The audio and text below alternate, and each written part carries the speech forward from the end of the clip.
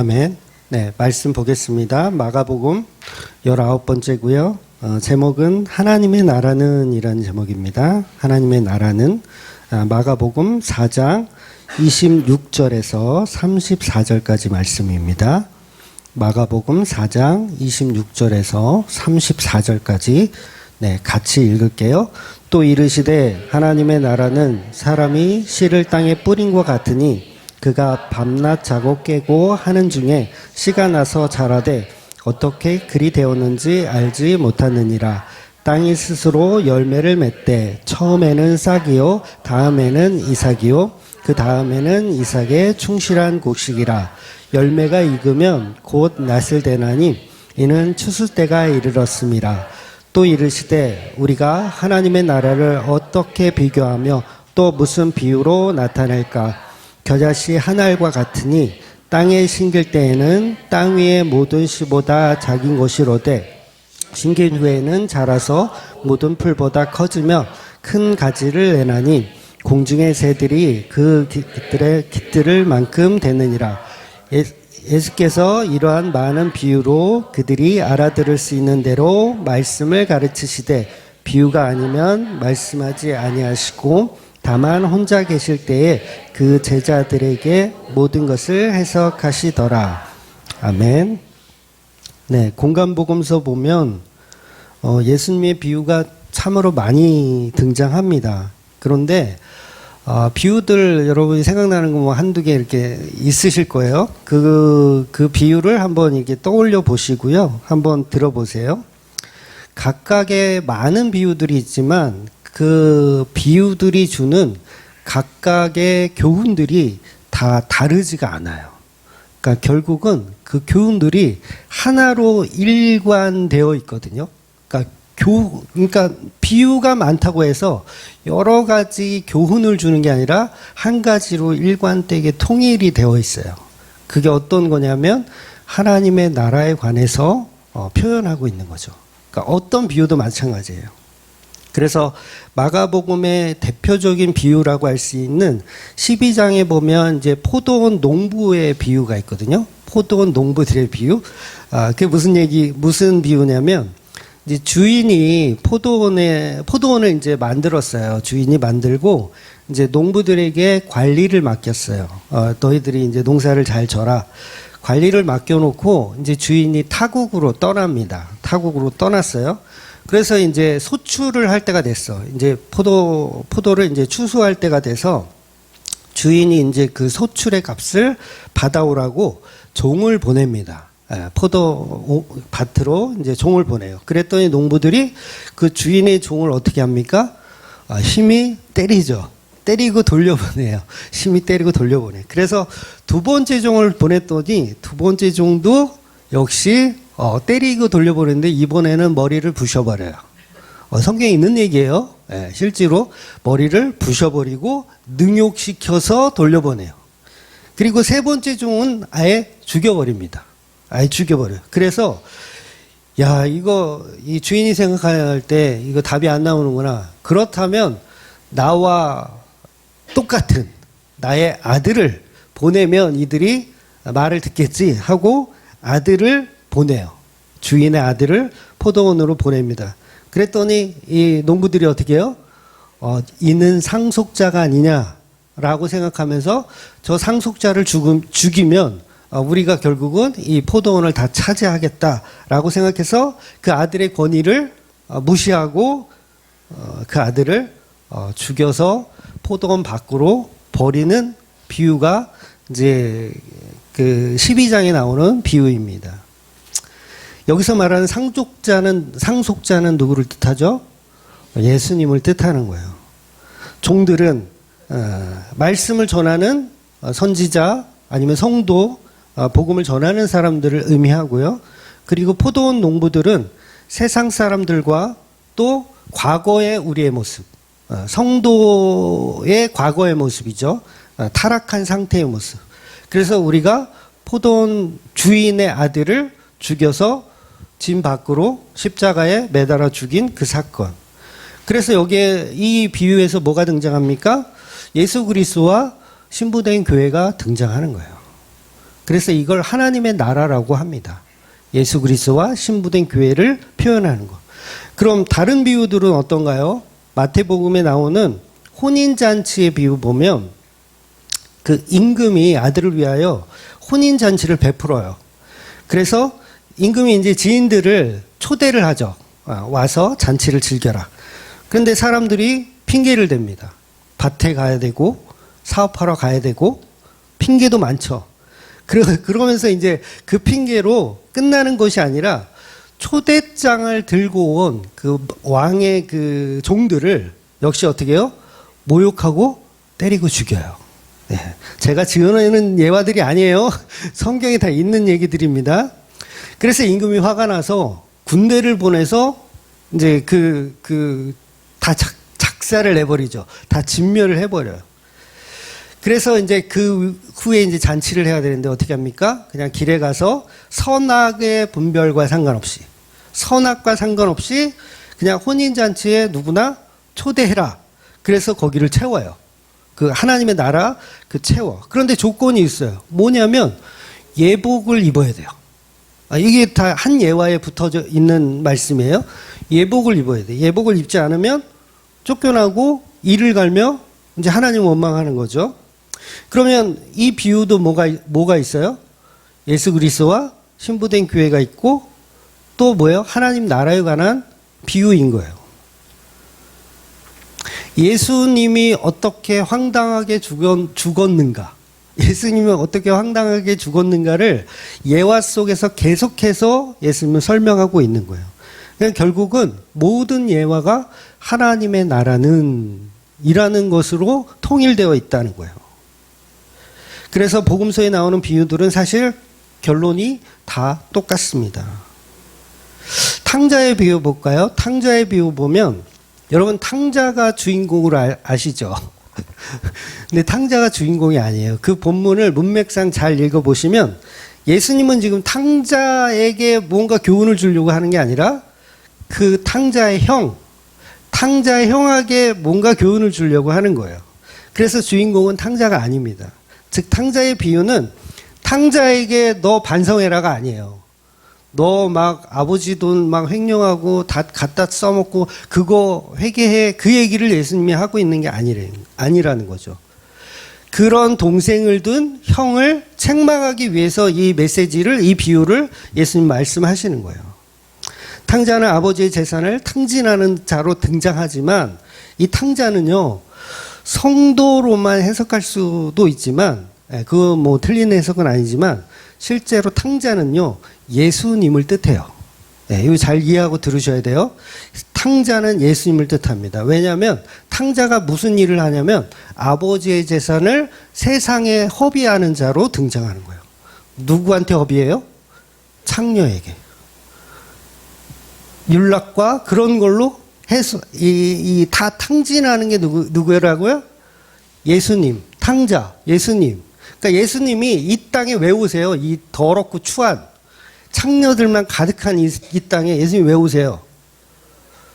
돈 쓰려고, 아버지 돈 쓰려고, 아버지의 재산 쓰려고 이 땅에 오신 거예요. 그런데 우리 인간들한테 다 버림받죠. 탕자로 오신 예수가 우리한테 다 버림받는다고요. 우리는 뭐만 해요? 싹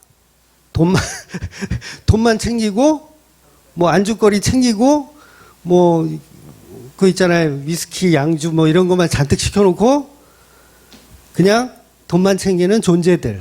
이게 세상의 모든 존재들이에요. 그런 존재들을 위해 예수님이 오신 거예요. 우리가 교회 다니면서요. 예수를 취하게 만들어서 하나님을 취하게 만들어서 돈이나 뜯어내려고 교회 다니지 않으셨어요? 하나님을 좀 이렇게 정신산란하게 해가지고 막 새벽에도 부르짖고 금요 철야에도 부르짖고 막 정신없이 만들어. 하나님을 술 취하게 만들어. 주여 주여 외쳐가면서 이거 맛있는 것 좀 잡숴봐 하나님. 이거 내가 준비한 헌신, 봉사, 헌금 이거 좀 잡숴봐. 내가 감사원금 가져왔어. 11조 가져왔어. 이것 좀 잡숴봐. 그리고 하나님이 술에 취하면 어떻게 됩니까? 그럼 그때서야 우리는 본색을 드러내죠. 이제 복을 주실 시간이 됐습니다. 계산할 시간이 됐습니다. 그럼 어디에요? 이제 돈 내놓으라고 기도를 하는 거죠. 그래서 우리가 영적인 창녀가 맞는 거예요. 그런데 탕자는 그들을 사랑해서 재산을 다 탕진합니다. 본인은 주엽 열매도 못 얻어먹는 비참한 신세로까지 떨어져요. 그러니까 주인의 아들이 아닌 주인의 종의 신분으로 내려가요. 스스로가 그렇게 얘기하잖아요. 나는 아버지 곁에 갔을 때 나는 종이 될 거야. 아들 아니야 이제. 스스로가 바닥으로 내려가는 거예요. 아버지여 아버지여 어찌하여 나를 버리셨나이까. 바닥으로 내려가시는 거예요. 그리고 아버지께 돌아가죠. 내 영혼을 아버지께 맡겨드립니다. 이게 뭐예요? 아버지께 돌아가는 거예요. 그 탕자가 바로 예수님을 비유하기도 하는 거죠. 그리고 돌아온 탕자 못마땅하게 여기는 탕자의 형들은 누굴 상징합니까? 바로 바리새인들을 상징하는 거예요. 십자가 복음을 모르는 율법주의자들을 다 포괄하여 상징하는 겁니다. 예수와 예수 믿는 사람들을 못마땅하게 보는 자들, 그들이 다 현대판 바리새인들이죠. 그러니 저와 여러분이 사실은 다 율법주의자 쪽에 있었잖아요. 바리새인들과 같았고요.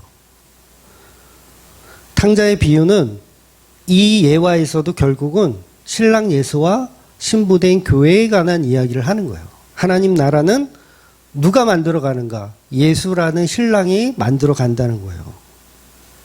그래서 오늘 본문도 계속해서 이제 선상수훈, 배 위에서 말씀하시는 내용입니다. 그래서 선상수훈은 뭐라고요? 못 알아듣는 말. 못 알아듣는 말. 오늘은 이제 본문이 구체적으로 하나님의 나라에 관해서 설명하고 있다고 이야기하십니다. 하나님 나라는 곧 하나님이 주인이 되어 다스리는 세상을 의미해요. 하나님이 주인 돼서 다스리는 세상. 여러분, 지옥은 하나님이 주인 돼서 다스리는 세상이 아니에요. 거기는 버림받은 세상이에요. 하나님이 안 다스립니다. 누가 다스려요? 마귀들끼리 그냥 이렇게 지지고 볶고 하는 데가 지옥인 거예요. 그래서 하나님의 나라는, 하나님이 말씀하시는 세상은 그 아들 예수에 의해서 십자가로 재창조된 세상을 하나님은 세상이라 말씀하시고 그 세상을 내가 사랑한다 이렇게 말씀하시는 거예요. 그래서 하나님이 사랑하는 세상은 예수 피로 만들어진 세상. 그래서 우리가 교회가 하나님이 사랑하시려면 어떻게 돼요? 예수의 피로 만들어진 성도들이 모여야 된다는 거예요. 그런데 십자가와 무관하게 종교 생활하면 그건 하나님 나라가 아니라는 거죠. 그래서 보편적인 세상을 하나님이 사랑한다라는 건 잘못된 교리입니다. 그거는 알미니안적인 이단적 사고예요. 보편적 세상을 다 사랑하신다. 스님도 사랑하시고, 뭐 신부님도 사랑하시고, 다 저기 뭐 무당도 사랑하시고 다 사랑하신다. 아니요. 회개하고 돌아온 사람만 사랑하시는 거예요. 성령의 은혜로. 그래서 기독교는 본문처럼 알아듣지 못하는 말을 복음이라고 전하고 있는 거예요. 오늘도 계속 선상 위의 제자들에게만 예수님은 십자가로 만드신 하나님의 나라에 관해서 설명하고 있는 겁니다. 오늘 내용 중에 이제 26절에서 30절까지는 자라나는 씨의 비유로 사복음서에서는 유일하게 등장하는 말씀이에요. 자라나는 씨의 비유. 그리고 31절과 32절은 다른 복음서에도 나오는 겨자씨 비유로 등장하는 말씀입니다. 그래서 26절의 시작을 보면 하나님의 나라는 이렇게 시작하는 거예요. 하나님의 나라는 사람이 씨를 땅에 뿌린 것과 같다라고 시작하는 거예요. 바로 예수라는 씨앗을 저와 여러분의 심령의 밭에 심는 거예요. 그 씨앗을 통해서 자라나는 열매가 있는 곳이 하나님의 나라이라는 것을 설명하는 거죠. 그래서 본문을 살펴보면 씨앗이 뿌려지고 밤낮 자고 깨어 하는 중에 씨앗이 누구의 도움도 없이 곡식이 알아서 잘 자란다는 거예요. 이는 씨앗은 처음부터 하나님의 섭리에 의해서 자라난다는 것을 뜻합니다. 그래서 하나님의 백성은요, 그 누구의 도움으로 크는 게 아니에요. 오직 성령께서 양육하시는 겁니다. 성령께서 돌보시고 자라게 하시는 거예요. 저와 여러분이 복음을 듣고 성장하고 있다면 그 모든 것은 하나님의 섭리에 따라 일구어지고 있는 거예요. 그러니까 목사가 키우는 게 아니에요. 제가 여러분들 내가 다 키웠잖아 이러면 저는 끔찍한 놈인 거예요. 이해가 되세요? 저거 아무것도 개념도 없던 인간을 내가 앉혀놓고 복음을 3년 내가 가르쳤잖아 막 이러면 이거는 맞다 틀리다? 틀린 거예요. 여러분도 똑같아요. 여러분 전도한 사람, 내가 3년 이렇게 가르쳤잖아. 그래서 신학교도 가고 목사 됐잖아. 이거는 정신 나간 소리예요. 누가 키우신다고요? 성령께서 키우시는 겁니다. 그래서 목사는요, 그러면 저 인간은 아무것도 아니냐. 밥이나 챙겨주시면 돼요. 제가 늘 얘기하죠. 밥이나 좀 굶지 않도록 이렇게 돌봐주시면 돼요. 또한 겨자씨에 비유해서 그 자라는 크기가 엄청나서 풀보다 커지며 큰 가지가 나서 공중의 새들이 와서 이제 놀 만큼 커진다고 표현하고 있어요. 그러니까 저와 여러분에게 말씀이 육신되어 오신 그 예수께서 저와 여러분의 마음밭에 겨자씨로 들어온다면 성도는 반드시 크게 자라납니다. 30배, 60배, 100배의 모습으로 자라나요. 이것이 바로 마가복음 4장이 말하고 싶은 하나님 나라에 대한 원리예요. 결국 27절의 말씀에 의하면 하나님의 나라는 우리가 노력하여 일구어가는 나라가 아니라고 표현합니다. 씨 뿌리는 자의 비유에서 이미 우리가 살펴봤지만 밭은 가만히 있어요. 땅은요 가만히 있어요. 좋은 땅은 누가 만들어요? 예수님이 만드시는 거예요. 그러니까 농부가 와서 자갈 치우고 가시덤불 치우고 씨앗도 조준을 잘해서 뿌려주는 거예요. 길가밭에 뿌리지 않고 물도 주고요, 거름도 주고요, 햇빛을 주면서 키우는 거예요. 우리가 할 수 있는 영역이 있다 없다? 없습니다. 그래서 오늘 본문은 저와 여러분을 곡식으로 비유하고 있어요. 곡식. 이 땅에서는 예수라는 씨앗을 통해서 성령으로 자라나는 곡식이 있고요. 또 마귀가 뿌린 씨앗으로 귀신에 의해서 자라나는 가라지들이 있어요. 물론 이것은 세상과 교회를 구분하는 표현이기도 하지만요. 교회 안에도 역시 마찬가지로 알곡과 쭉정이, 그 다음에 알곡과 가라지가 존재하더라는 거예요. 그래서 알곡은 하나님이 심으신 게 맞고요. 성령께서 키우시는 게 맞고, 가라지는 마귀가 심는 거예요. 그런데 예수님은 추수 때까지 어떻게 하라고요? 그냥 가만히 놔둬라. 실수로 알곡까지 다칠 수 있으니 너희들은 뽑지 말라. 그냥 내비두라.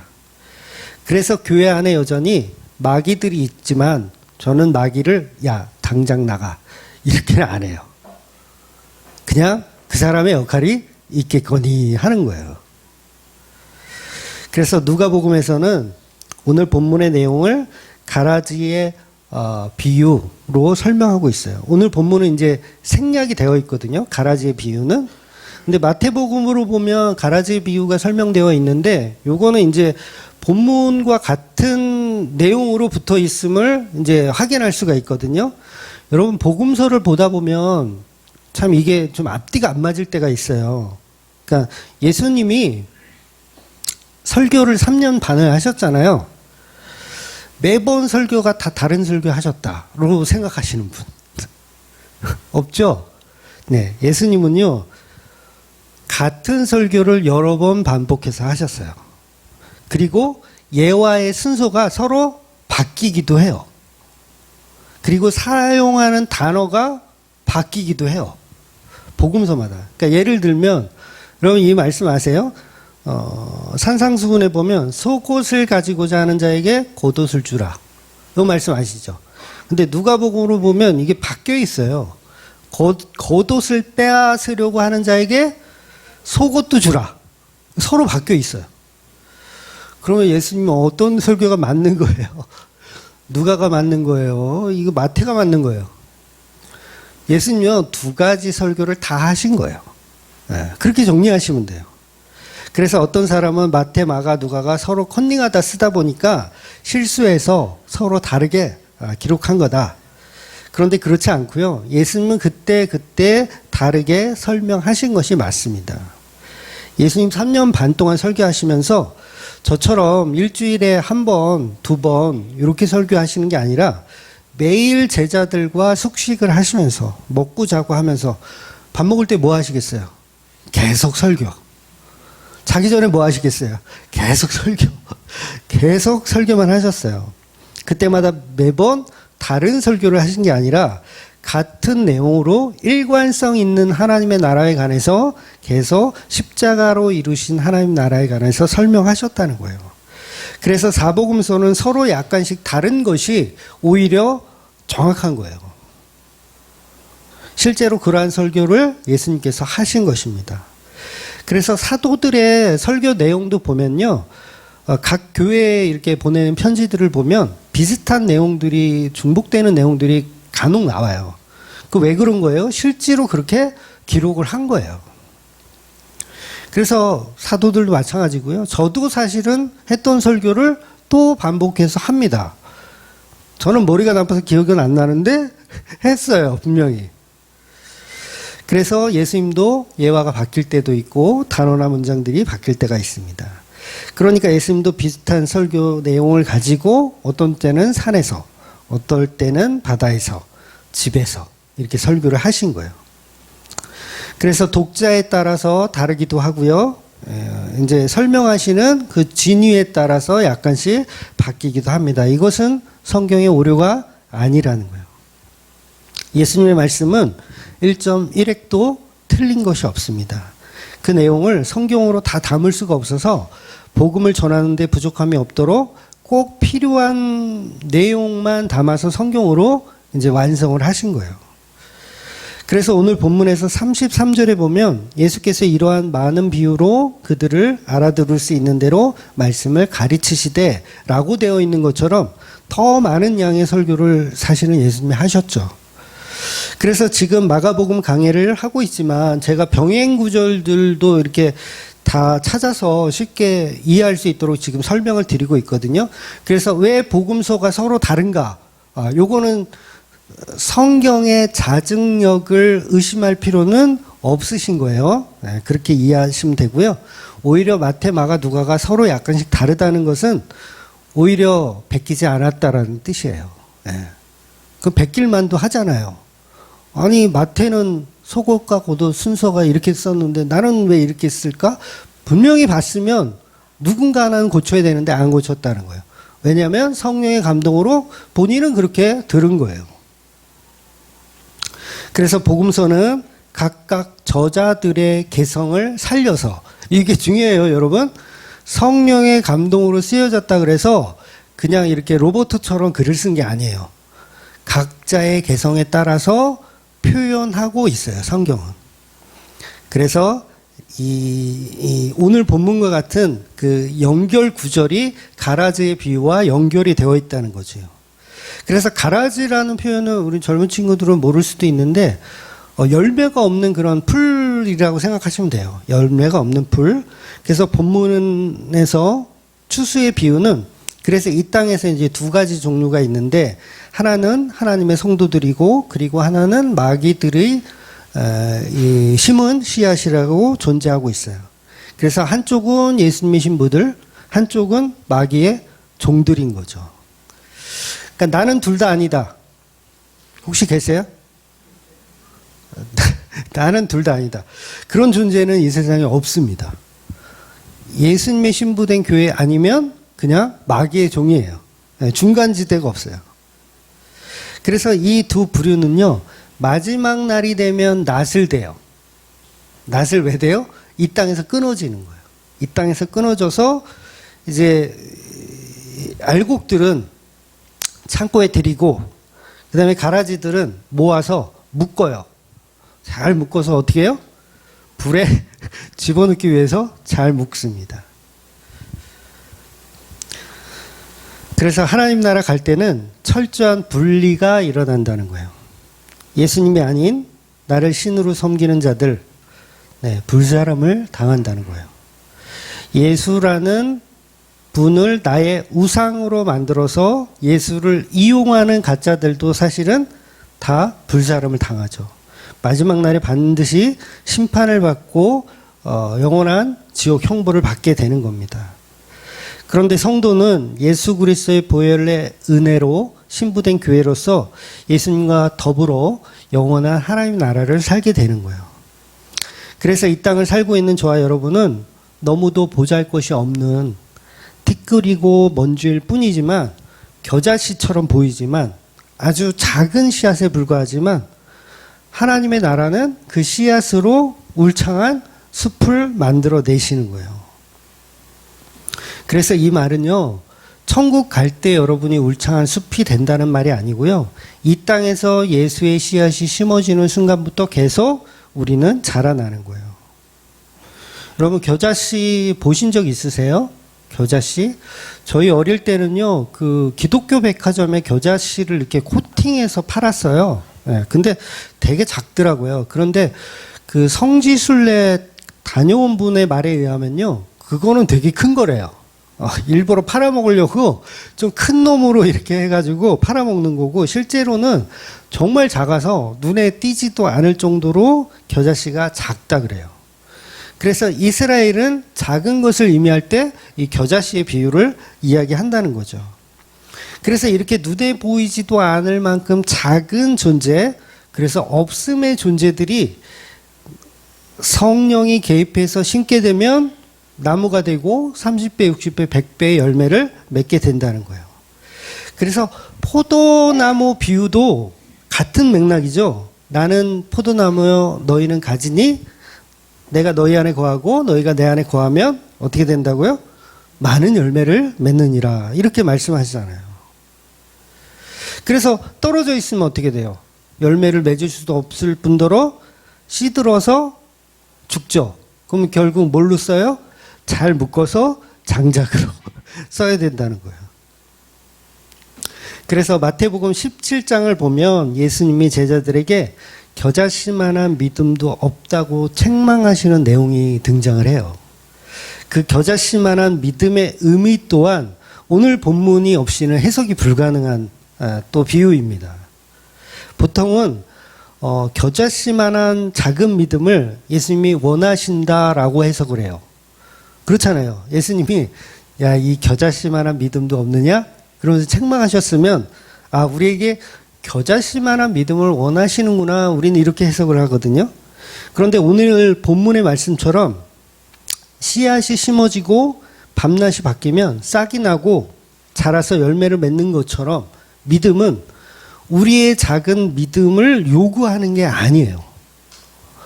여러분에게 작은 믿음을 요구하지 않습니다. 그러니까 하나님의 섭리는요, 하나님이 알아서 하는 거예요. 자, 어려우니까 잘 이해하고 들으세요. 믿음은 어디서 온다 그랬죠? 하나님으로부터 와요. 성령의 선물로 오는 겁니다. 믿음은. 즉 겨자씨만한 믿음의 요구는 우리의 작은 믿음을 예수님이 원하신다, 그 얘기가 아니에요.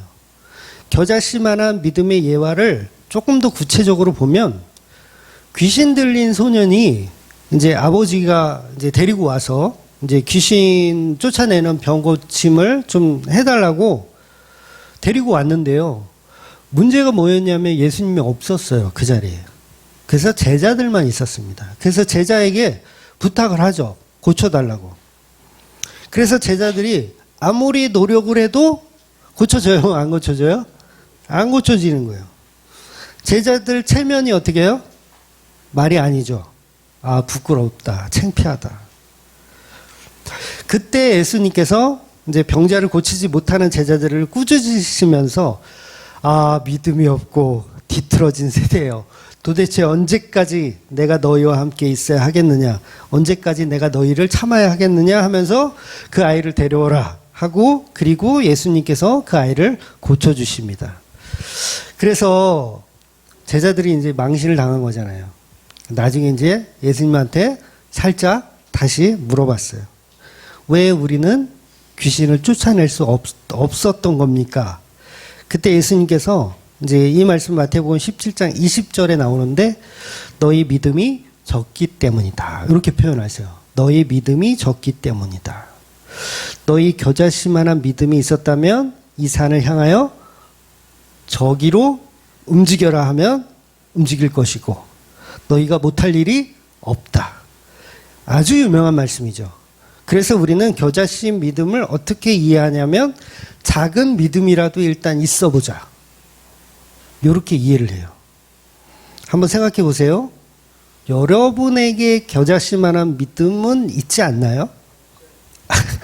이렇게 초를 쳐 설교를 할 때. 지금 내가 이렇게 딱 이렇게 꼬시고 있는데 공부 잘하는 사람은 뒤로 가세요.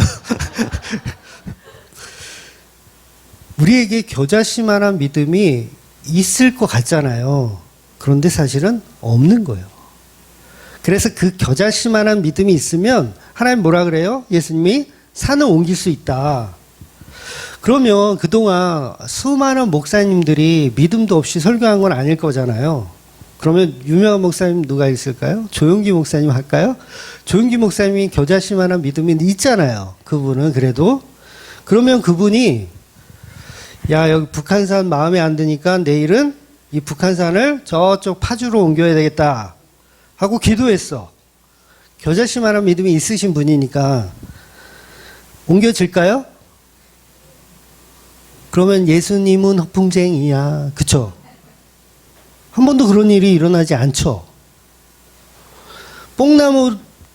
뽕나무한테 야 너는 뽑혀서 내일은 저기 금능역 뒤에 하천에 심겨져라 라고 기도하면 겨자씨만한 정말 눈에 보이지 않는 그 겨자씨만한 믿음으로 기도하면 옮겨져야 되잖아요. 옮기신 분, 옮겨보신 분 없어요. 저도 옛날에 속아가지고요. 나무 뿌리 잡고 기도하면 이 나무 뿌리가 뽑힌대요.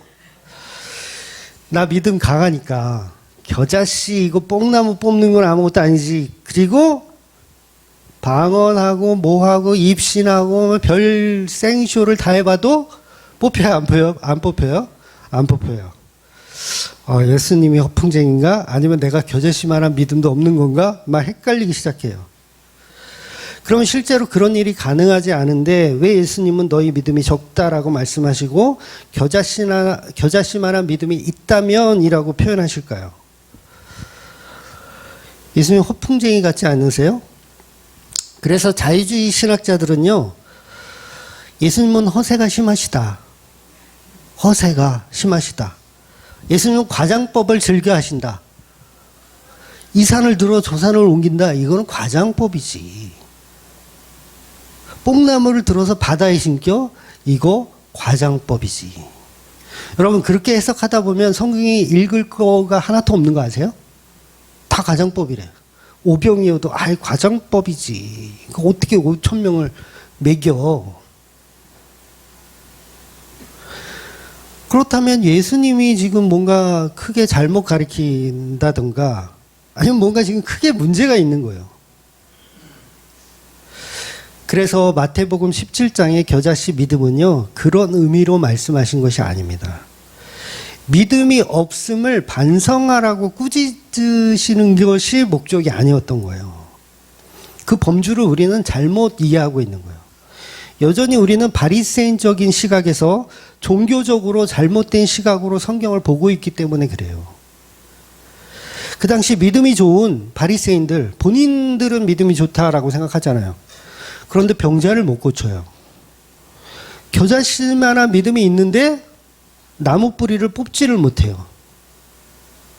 왜 너희는 믿음이 그렇게 약한 것이냐, 부족하냐라고 혼을 내셔야 하는 것인데 예수님은 사실은요, 믿음이 적다고 혼을 내시는 게 아니에요. 그러니까 실제로 믿음이 적다라는 이 한글 개역 개정의 이 믿음이 적다를 원어로 살펴보잖아요. 그럼 적다라는 표현이 아니에요. 무슨 표현이냐면 믿음이 없다라는 표현을 해요. 믿음이 없다. 즉 예수님은 제자들에게 너희 믿음이 적으니까 그 적은 믿음이 있으면 뽕나무를 들어서 바다에 싱길 수 있다? 이거 말이 안 되죠. 믿음이 적다 해놓고 적은 믿음이라도 있으면 그럼 이 말이 안 되잖아요. 그 얘기가 아니라 예수님은 너희들은 믿음이 적은 믿음조차도 없다를 설명하시는 거예요. 믿음이 없다. 겨자씨만한 믿음 눈곱만큼도 없다. 그래서 뭐가 안 됐다? 병을 못 고쳤다. 이렇게 말씀하시는 거예요.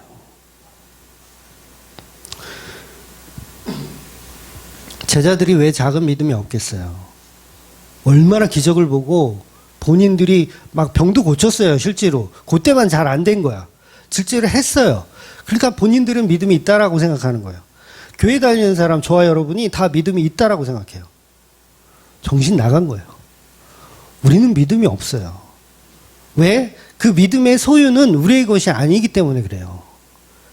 믿음을 선물로 주시는 거지 그게 우리가 창조해내는 게 아니기 때문에 그래요. 그래서 믿음이 없다라고 책망을 하시는 거예요.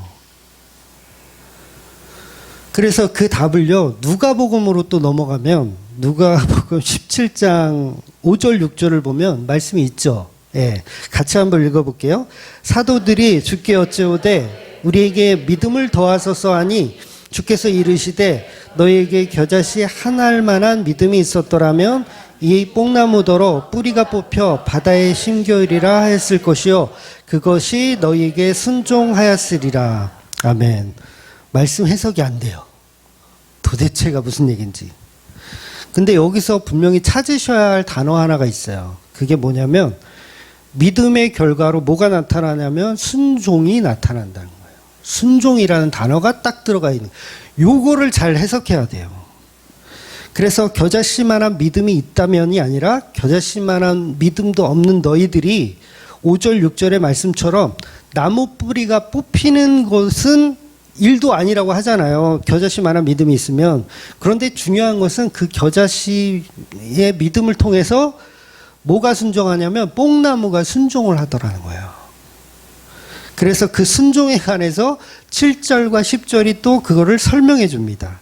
같이 한번 읽을게요. 7절부터 너희 중 누구에게 밭을 갈거나 양을 치거나 하는 종이 있어 밭에서 돌아오면 그더러 곧 와 앉아서 먹으라 말할 자가 있느냐. 도리어 그더러 내 먹을 것을 준비하고 띠를 띠고 내가 먹고 마시는 동안에 수종 들고 너는 그 외에 먹고 마시라 하지 않겠느냐. 명한 대로 하였다고 종에게 감사하겠느냐. 이와 같이 너희도 명령 받은 것을 다 행한 후에 이르기를 우리는 무익한 종이라 우리가 하여야 할 일을 한 것뿐이라 할지니라. 아멘. 분명히 5절 6절과 이어지는 말씀이에요. 순종이라는 단어 뒤에 뭐가 나오냐면 종들이 어떤 모습을 해야 되는가. 내가 열심히 일하고 왔다고 해서 또 나 잘했어요가 아니죠. 또 계속 일을 하는 거예요. 계속 순종을 해야 되는 거예요. 누가? 종들은. 그래서 제자들은 어떻게 해야 믿음이 커집니까? 라고 질문을 했더니 예수님께서는 마치 동문서답을 하듯이 너희 믿음은 없는 거야 라고 하는 거예요. 너희 믿음이 있다면 뽕나무를 들어서 바다에 심기우라 하면 될 수 있어. 그런데 반전이 있는 거죠. 어떤 반전이냐면 뽕나무가 그냥 순종을 하더라는 거예요. 그래서 6절에 이 순종이란 단어를 우리가 놀랍게 봐야 돼요. 순종. 마치 믿음이 우리의 것, 우리에게 발동하는 것으로 우리는 질문을 한 거예요. 예수님한테. 우리는 왜 믿음이 부족해서 안 됐습니까? 이렇게 마치 우리가 발동하는 믿음으로 예수님한테 질문한 거예요. 그런데 예수님 뭐예요? 너희들은 겨자씨만한 믿음도 없다라고 정의를 내리시는 거예요. 그래서 뽕나무를 바다에 심기우라 하면 예수님이 하시면 돼요, 안 돼요? 되죠? 그러면 우리는 뭐예요? 우리가 뭐가 돼야 되는 거예요? 사실은 우리가 산이 돼야 되고 우리가 뽕나무가 되는 거예요. 뽕나무가 여기 있던 게 바다에 심겨졌어. 그러면 우리가 뽕나무를 칭찬합니까? 이야, 뽕나무 믿음이 대단하구나. 이렇게 칭찬해요? 아니죠. 뽕나무를 옮기신 분이 대단한 거죠. 그런데 우리는 이해를 잘못하고 있는 거예요. 그러니까 우리가 뽕나무가 되면 어떻게 된다고요? 바다에 휘겨질 수 있어. 그런데 그 일은 누가 했다? 예수님이 하시는 거예요. 우리는 그냥 순종만 하는 거예요. 그 우리의 믿음이 아닌 거죠. 제가 되게 어렵게 설명하고 있죠.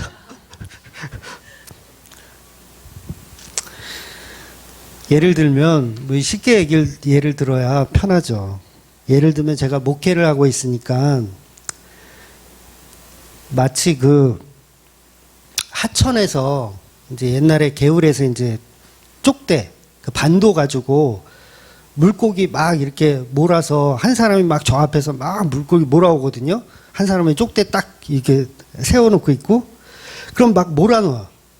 그렇게 해서 고기를 잡죠. 뭐 미꾸라지도 잡고 막 잡아요. 그래서 그 몰려지는 고기들 그게 저와 여러분이라는 거예요. 그걸 순종이라고 하는 거고요. 순종은 내가 자발적인 게 아니라 몰리는 거예요. 몰리는 거. 막 모는 거예요. 고기를 모시는 거예요. 예수님이. 그걸 순종이라고 하는 거예요. 그러니까 순종도 사실은 내가 하는 게 아니에요. 순종할 수 없게끔 막 흙탕물 막 튀기면서 야 절로 갔다가는 큰일 나겠구나. 이쪽으로 갔다가 딱 쪽대에 잡히는 거죠. 그래서 내 믿음 가지고 내가 이 산을 들어 저 산으로 옮기는 것이 아니라 나는 그냥 산이 되는 거예요. 나는 그냥 뽕나무가 되는 거예요. 예수님이 알아서 그 위치에 갖다 놓으시는 거예요. 그래서 성령이 믿음이라는 선물을 저와 여러분에게 주시면 그때 저와 여러분은 겨자씨가 되는 거예요. 그 겨자씨는 오늘 본문의 말씀처럼 자고 일어났더니 싹이 나고 일주일 되니 막 뿌리가 생기고 줄기가 자라나고 한 달이 되니 무성해지고 1년이 되니 열매가 맺혀지는 거예요. 그래서 하나님의 나라는요, 내가 일구어 가는 게 아닙니다. 하나님 나라는 하나님이 창조해 가시는 거예요. 그래서 하나님이 원하시는 그 예수라는 멍에를 메고 우리와 함께 동행하는 거예요. 그래서 믿음은 하나님이 우리를 만드신 것이고 하나님이 우리에게 믿음을 주신 것이고 하나님이 우리에게 예수를 주신 거예요. 그 아들 예수를 독생자를 사랑하는 우리 세상에게 주신 거예요. 그래서 그 예수와 연합하면 그 자체가 우리는 하나님의 나라를 사는 거죠. 그래서 믿음을 선물로 받은 자들은 나는 그냥 그 자리를 이탈하지 않고 순종하는 거예요. 예수의 자리를 이탈하지 않고 순종하는 거. 이탈한다 그거는 가짜예요. 이탈한다? 가짜입니다. 이탈할 수 없게 만드세요. 물론 우리의 믿음은 원래 없기 때문에 믿음이 약간 맛이 갈 때가 있어요. 하나님은 없는가 보다. 예수 다 개뻥인가 보다. 이렇게 우리는 원래 믿음이 없기 때문에 그거를 이 믿음이 이렇게 실체가 드러날 때가 있어요. 여러분 삶에 경험이 분명히 있으실 거예요. 특히나 뭐 나쁜 일 생기고 그러면 이탈할 때가 있어요.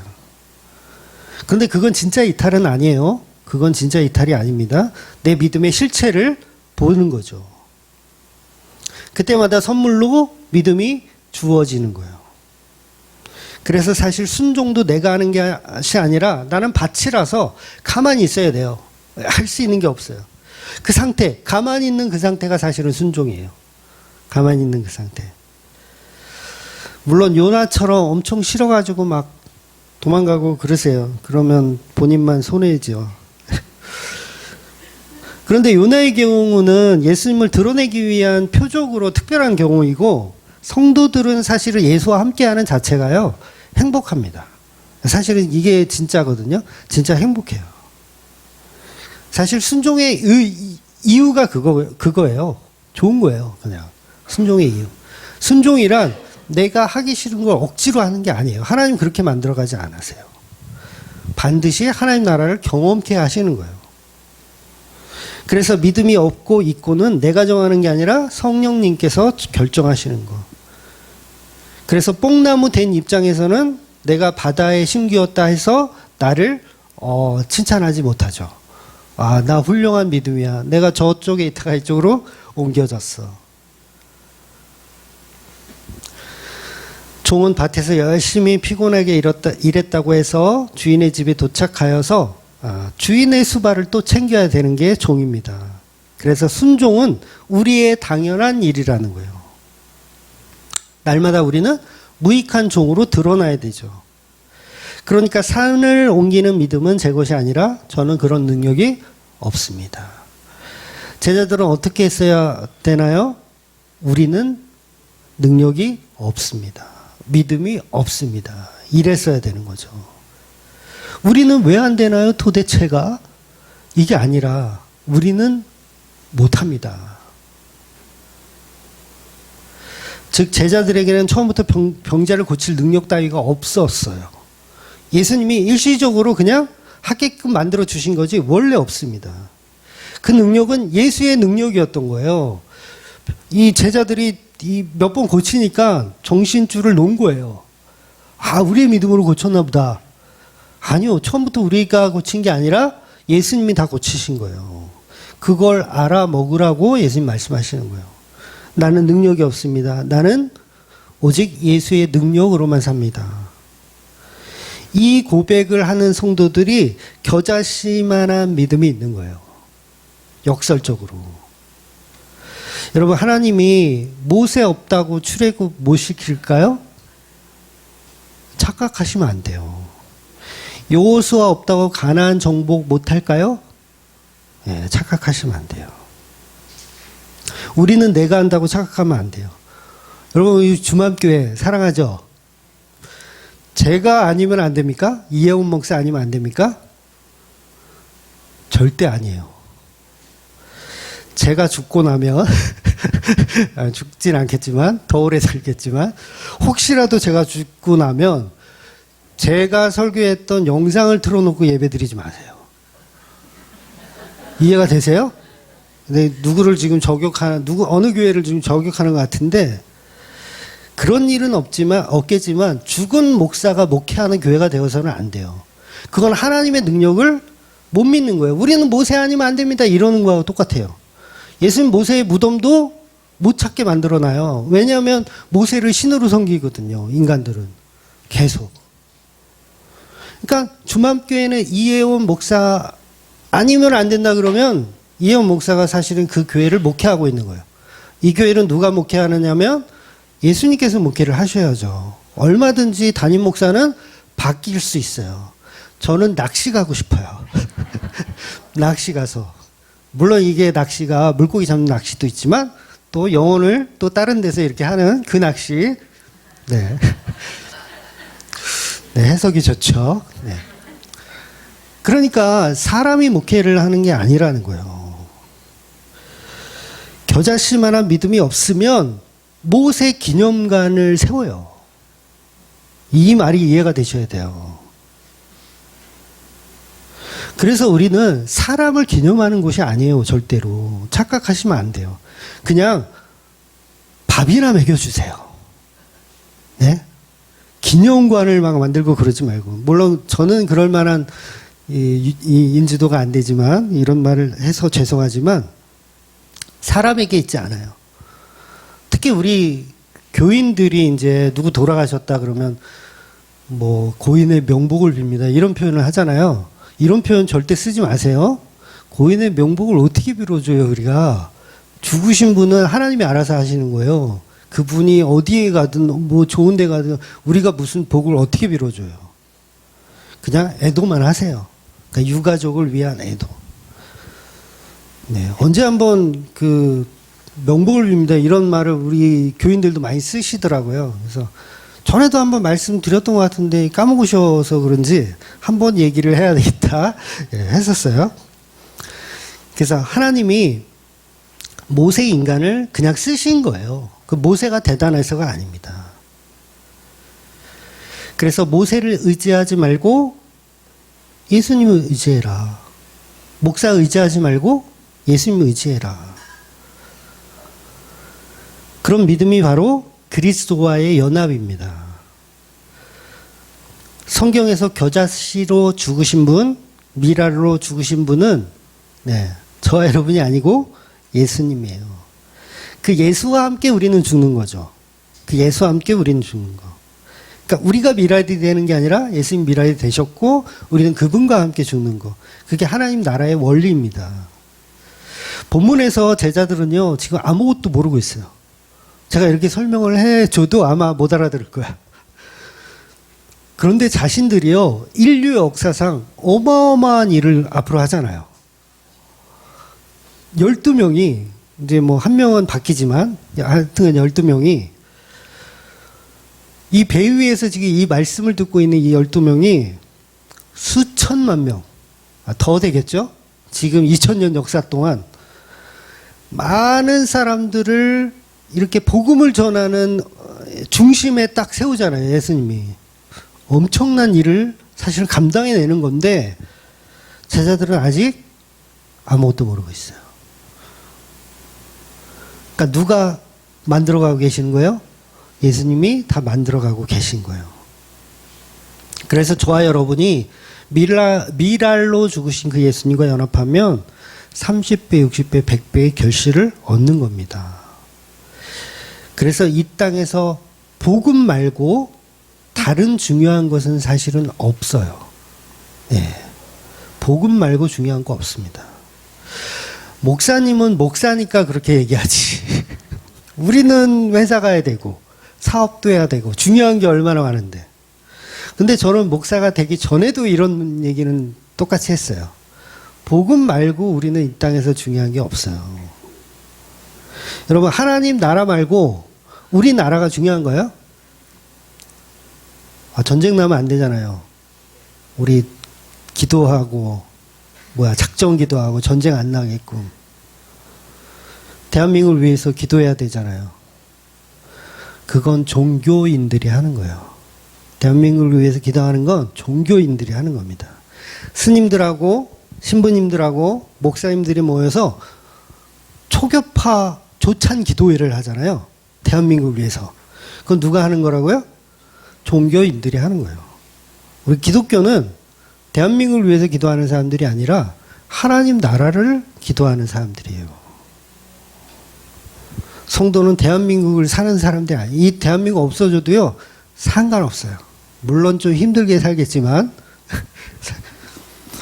예수님의 십자가로 통치하는 나라가 저와 여러분에게는 정말 중요한 나라입니다. 그러니까 우린 정신 차려야 돼요. 까딱하는 순간 종교에 넘어가요.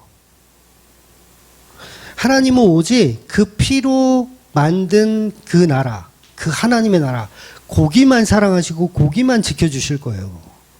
대한민국 아무리 기도해봐야 언젠간 사라집니다. 언젠간 사라져요.